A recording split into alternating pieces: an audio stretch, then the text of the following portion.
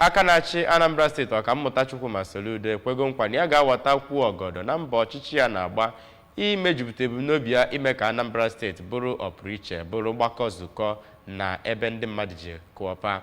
Gọvanọ Soludo nọ na-ekwu okwu n'ọgbakọ zugbe ndị Sisters Fellowship International nke afọ 2024 were ọnọdụ na mkpọ kansụl Idemmili North. Ejike Abana bụ onye nta aka n'obu gọọmenti ga-akọlụzi akụkọ a n'isi. Gọvanọ Soludo kọwara na ihe Chukwu ji wee kee mmadụ bụ ịrụ ọrụ Chukwu ma kwuo na Chukwu etinyego ihe dum mmadụ nwere ike iji wee rụ ya bụ ọrụ n'ime mmadụ niile. Ọ gara n'iru kpọọ oku ka mmadụ niile tinyekọ aka ọnụ iji wee rụọ ọrụ Chukwu n'ụwa.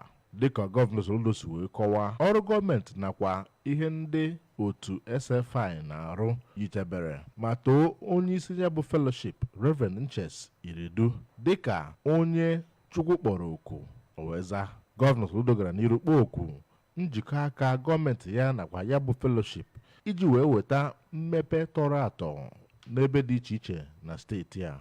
Reverend Nches Iridu onye kwuru na Gọvanọ Soludo emego nke ọma n'ihe gbasara ọnọdụ nchekwa, agụmakwụkwọ, ahụike, ọrụ ngo dị iche iche nakwa ihe ndị ọzọ ma kwee nkwa na ọ ga-aga n'iru na-ekpere Gọvanọ Soludo ekpere. Kọmishọna na-ahụ maka ụmụ nwanyị Mrs. Ifi Obinabọ, onye nke na-ahụ kọmishọna na-ahụ maka ọrụ Injinia Ifeanyị Okeọma, onye ndụmọdụ pụrụ iche nyegara gọvanọ n'ihe gbasara ndọrọndọrọ Dr. Alex Obiogbolu, onye ji ọkwa Chief of Protocol nyegara gọvanọ Sir Chinedu Nwoye na ndị ọzọ bụ ndị bịara ya bụ mmemme. Ejike Abana maka akụkọ ụwa ABS.